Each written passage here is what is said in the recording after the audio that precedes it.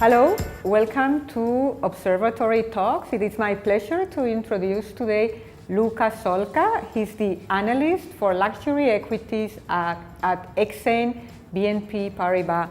Welcome, Luca, one more time to present IE Luxury Barometer. What about the digital disruption that is affecting so many industries? How is it affecting luxury, and how are brands and companies reacting? Well, I would say that you can look at it from three different levels. My sense is that if you are in control of your business and you have, let's say, an ideal situation so that you have 100% retail, no discount, and you control distribution in the physical world, then my view is that digital is a great opportunity. You can increase the number of times consumers buy your products, you give them more convenience to buy when they're moving, from their mobiles, from their homes, and so on. It's a no-brainer. The problem is 99% of the brands are not in this position. They have shortcomings when it comes to price control, price discipline. They have high wholesale exposure, and let's face it, many of them have great market exposure as well. The way that the internet works in this case is like a big magnifying lens, which is getting everyone to see every time all of your shortcomings. So the advent of digital luxury is forcing many brands to get their act together. Think about Luca Solca cutting their wholesale exposure so that people in the end buy Ray-Ban at full price, because who's going to buy at full price if they find your product, your brand, 30% or 40% off in another website? The third implication is that digital luxury is reducing barriers to entry into the sector. You have plenty of new brands in eyewear, in footwear, even in watches that are coming in, and the barriers to entry are lower because they don't have any more to get to flagship stores in the most expensive prime locations of the world. They can just sell online. So this industry, which relies a lot on SG&A, will see challengers coming in. Of course, these challengers in the beginning will not be very well known, but they will provide a formidable value proposition to consumers. This is very good news. You know, at this school, we teach entrepreneurship. So it's good to know that these entrepreneurs have an opportunity in luxury. But let's move on to retail, because if digital transforms the way we are going to buy things, and we don't need the stores to make a transaction, why will we go to a store anymore? I think you're right, especially multi-brand stores. Their existence is put into question. I think that there are several reasons for people to continue to go to stores, but stores need to be different.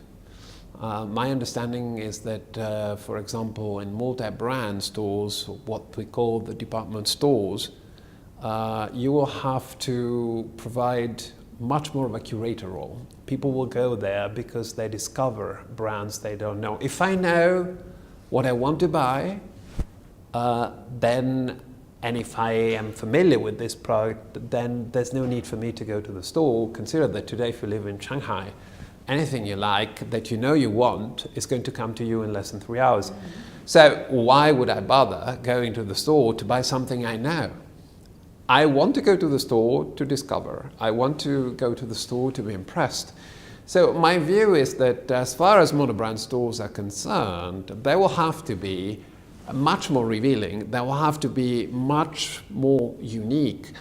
We are preaching already for a few years this idea of the counter-standardization of luxury retail.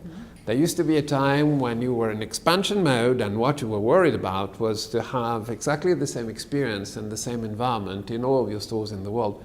Today, you are actually in trimming mode. You want your stores to stand out. You want your stores to represent the brand much more appropriately, which means that it's not just a matter of size. It's just a matter of how you use the store and what you show in the store and why what you show relates to the brand DNA. So I think that there has to be a much stronger and bigger effort to make those stores more relevant to people. So now cookie cutter anymore. No cookie cutter anymore. But give us some examples. Who's doing this well? Well, in the established world, if you look at established brands, I think that one good example is Fendi and their flagship store in Rome, where you see the heritage of the brand, where you see real people working on furs behind a glass wall, like if you were in a 3-star Michelin restaurant. You have plenty of brands coming to the market with what I would consider flagship stores that are dedicated to promoting the brand DNA. Think about the most recent Starbucks flagship that opened in Shanghai with 2,500 square meters, with all of the process where you see how coffee is managed so that you provide to the average Chinese consumer who's not necessarily very familiar with coffee the experience and the teaching of what you do with your product and where it comes from. And you also create an environment which is very comfortable and nice for people to spend time into. So I think that that is established players. The non-established players know their act very well. Just look at Gentle Monster in eyewear. Their flagship stores are among the best, and they're very impressive, and they're just selling sunglasses, but they're doing something unique. So now you told us about the state of the art in this industry. Let's look now at the priorities of the luxury executives, which is what we try to find out through IE Luxury Barometer. You've participated, you are going to present it with us today. What is your sense about the results of the barometer? Well, I think that memorable experiences, the way I see it, is how you make your brand and your product relevant. And this goes back to this fact of confronting consumers that are more and more demanding and are not just coming to buy what you've been producing, over and over and over again. This has a lot of implications for management, in my view, on how they organize the company and how the company has to work. It used to be that when the market was still relatively new and there was a lot of demand, that you could run the company from the top down and you could just come up with whatever creation you thought, and it would have to be priced here or there and it wouldn't make too much of a difference. I think that the priorities for senior management of luxury goods companies today have to include a different way to approach the market, which involves getting many different positions and many different responsibilities in the company connected. Merchandising, creativity, supply chain, distribution all have to work as one. It's not anymore a market which is going to be driven by so-called geniuses. I think teamwork is going to be the name of the game. So more competitiveness.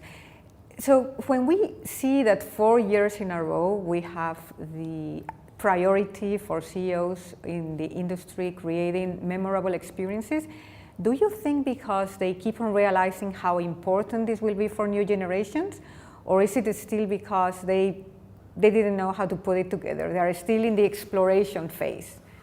Well, the way I see it is that you need to manage to be relevant.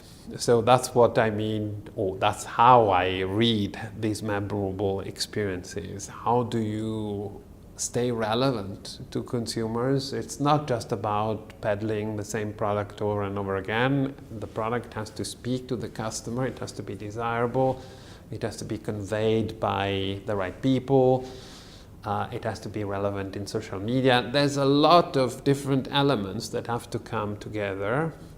And today, if product innovation is one thing, but the other thing is you need to make sure that people realize that you have innovated and that you make a good amount of noise around it, and that all of the marketing mix elements converge and are consistent with that. So that helps creating this memorable effect that we're all trying to achieve and that only very few brands today manage in getting.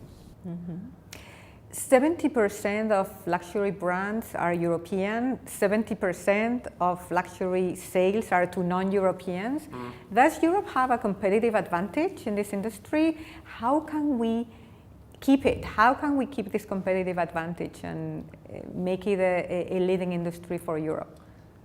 I think we do have a competitive advantage, which comes from our history being so deep and so different. We have a lot of diversity in Europe.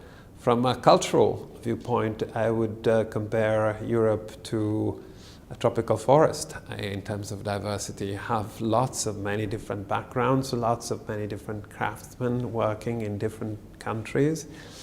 And this heritage somehow finds its way into the European modern luxury brands, which are not exactly the same thing we had 300 or 200 years ago, but in a way speak to that and are connected to that. The same way as Vuitton is connected to trunk makers in Paris and the cruise industry and the car industry at its dawn, and jewelry is connected to the royals and their crowns and so on. So I think that indeed, because of our tradition, Europe has a huge step forward on the rest of the world.